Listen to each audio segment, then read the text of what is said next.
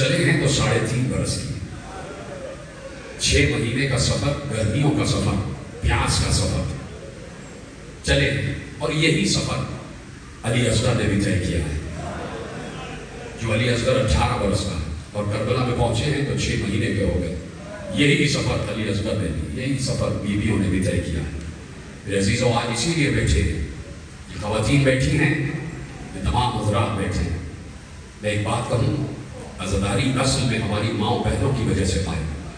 جتنی عزاداری میری ماں بہنیں کرتی ہیں اتنی ہم نہیں کر پاتے، اور اس وقت جو ہم فرش عزا پر بیٹھے ہیں یہ بھی ہماری ماؤں کا احسان ہے کہ ہماری مائیں جب ہم گودی میں ہوتے ہیں تو مائیں اپنی گود میں لے کے آتی ہیں کہ آؤ دیکھو حسین کا گھر کیسا ہوتا ہے، حسین کا عزا خانہ کیسے ہوتا ہے، اور ماں رو رو کے بچے کو سکھاتی ہے کہ رویا کیسے جاتا ہے، رویا کیسے جاتا ہے۔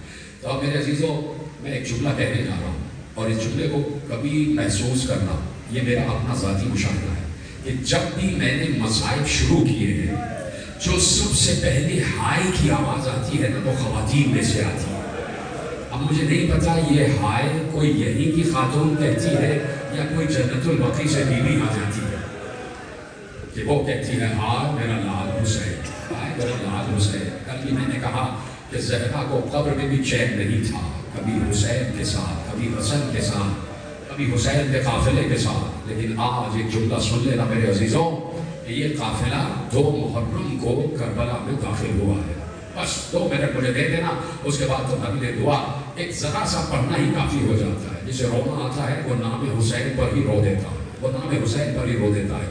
جسے نہیں رونا آتا اس کو آپ سناتے چلے جائیں، وہ نہیں روتا۔ 2 جملے سنیے نا، 2 محرم کو حسین کربلا میں داخل ہوئے، آج ہے 2 محرم، اور آج ہی حسین کربلا میں داخل ہوئے۔ جو لوگ زیارت کو جا چکے ہیں، حسین وہاں سے کربلا میں داخل ہوئے کہ جہاں آج باب امام جعفر صادق ہے، اس راستے سے داخل ہوئے، اور داخل ہوتے ہوتے آگے بڑھے، اور اس مقام پر حسین کا گھوڑا رکا۔ جس مقام پر حسین کا گھوڑا رکا اسی مقام کو آج مقام امام زمانہ کہا جاتا ہے۔ اسی مقام پر جو زیارت کر چکے ہیں ان کو تو چاہیے کہ گریا کر لے۔ میں تمہارے لیے دعا کرتا ہوں جب نہیں پہنچے پروردگار ان کو بلائے۔ حسین کی قبر کی زیارت کرنا بہت ضروری ہے۔ اس مقام پر رکا، گھوڑا رک گیا، گھوڑے نے آگے بڑھنے سے انکار کیا۔ حسین نے بار بار گھوڑے کو چمکارا، پیار کیا، آگے بڑھا، گھوڑا آگے نہیں بڑھا۔ حسین دوسرے گھوڑے پر بیٹھے، وہ بھی آگے نہیں بڑھا، تیسرے پہ بیٹھے، وہ بھی آگے نہیں بڑھا۔ حسین گھوڑے پہ گھوڑا بدلتے رہے، گھوڑے آگے نہیں بڑھے۔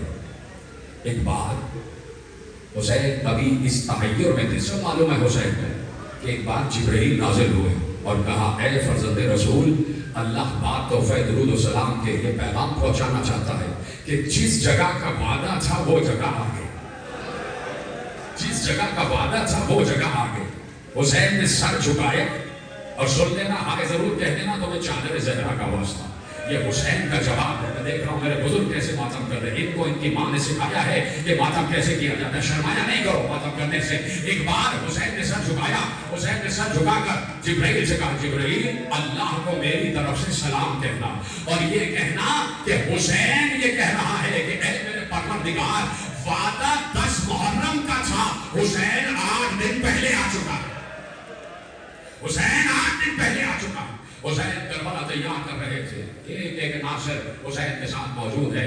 حسین نے 72 کا لشکر تیار کیا، عاشور کا دن آیا، بس 2 جملے سن لینا اور اس کے بعد اجازت دے دینا۔ یہ جو انصاران حسین ہے نا، ان کی بھی بڑی قربانیاں ہیں، ان کی بھی بڑی قربانیاں ہیں۔ اب تم دیکھو کہ جہاں حسین کو سلام کرتے ہو وہیں جا کے انصاران حسین کو بھی سلام کیا جاتا ہے۔ جیسے حسین کو ولی کہا جاتا ہے ویسے ہی اصحاب حسین کو بھی ولی کہا جاتا ہے۔ سلام ہو اصحاب حسین پر، سلام ہو اولیاء اللہ پر، سلام ہو انصاران حسین پر، ایسے انصار کہ حسین نے خط لکھ کر بلوایا، ابھی میں کربلا پہنچ چکا ہوں، ابھی میں کربلا پہنچ چکا ہوں، اور حبیب میری ماں بہنیں سنیں یہ جملہ میں آپ کی خدمت میں پیش کر رہا ہوں، اور حبیب میں تنہا نہیں آیا، میری بہنیں بھی ساتھ آئی ہیں، علی کی بیٹیاں بھی ساتھ آئی ہیں۔ حبیب اس سے پہلے کہ میرا سر کٹ کے نیزے پہ بلند ہو جائے میں تمہیں نصرت کے لیے بلا رہا ہوں، کربلا تمہارے انتظار کر رہی ہے، کربلا تیار ہے۔ حبیب نے خط کو آنکھوں سے لگایا، واپس آئے، زوجہ نے پوچھا کس کا خط ہے؟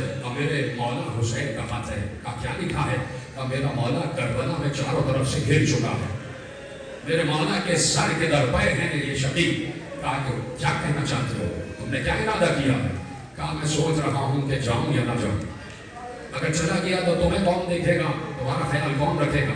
زوجن نے منہ پہ ہاتھ مار کر کہا وائے ہو حبیب، میں خاک کھا کے جی لوں گی، میں خاک کھا کے جی لوں گی، حبیب جاؤ، حضرت رسول بلائے اور تم نہ جاؤ، اور اگر تم نہیں جا سکتے تو مجھے اجازت دو میں جاؤں۔ حبیب رو پڑے کہ نہیں وقت میں تیرا امتحان دے رہا تھا، کہ نہیں حبیب جاؤ، اپنے غلام سے کہا کہ گھوڑا لے کر جاؤ اور خانہ مقام پر کھڑے ہو جاؤ، میں چھپ کر آ رہا ہوں۔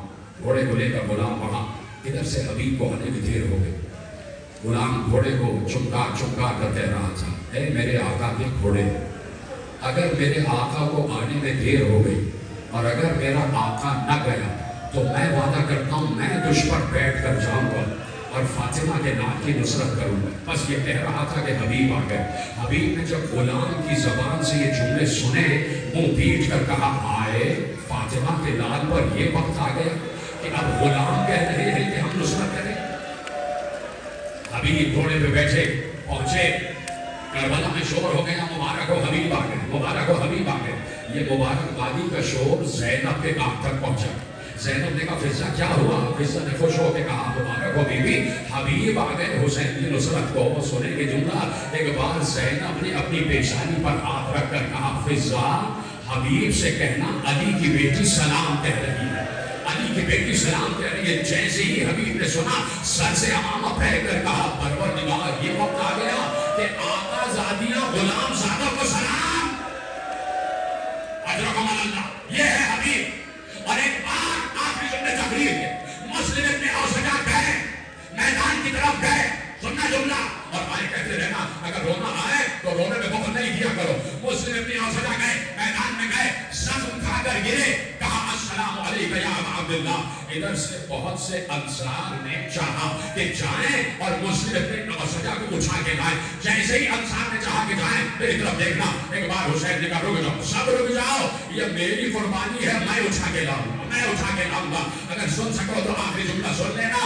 راوی کہتا ہے کہ میں نے 3 دن کے بھوکے پیاسے حسین میں یہ قوت دیکھی کہ حسین تنہا گھوڑے پر بیٹھ کر میدان میں جاتے تھے اور بیٹھے بیٹھے چھپتے تھے اور چھپ کر لاشا اٹھاتے تھے، ایک ہاتھ سے لاشا اٹھاتے، سانوں پہ رکھتے، مقتل میں لا کے لاشا دکھا دیتے۔ اتنی قوت تھی حسین میں کہ تنہا اپنے انصار کے لاشیں اٹھائے اور لا کے ایک ہاتھ سے مقتل میں رکھ دیتے تھے۔ لو اب میں نے بھی سینے پہ ہاتھ مارا، تم بھی مار لینا۔ میں راوی سے کہتا ہوں تو نے لکھنے کو تو لکھ دیا کہ 3 دن کے بھوکے پیاسے حسین میں یہ قوت تھی کہ ایک ہاتھ سے لاشا اٹھاتے اور لا کے مقتل میں لے جاتے تھے۔ اور جب اسی حسین کو علی اکبر نے آواز دی ہے تو حسین سے اپنے قدموں پہ کھڑے نہ رہا گیا۔ کونی اور گجریوں کے بعد ولدی علی اکبر، تیرے بابا کو نظر نہیں آ رہا، تیرے بابا کی کمر کی طاقت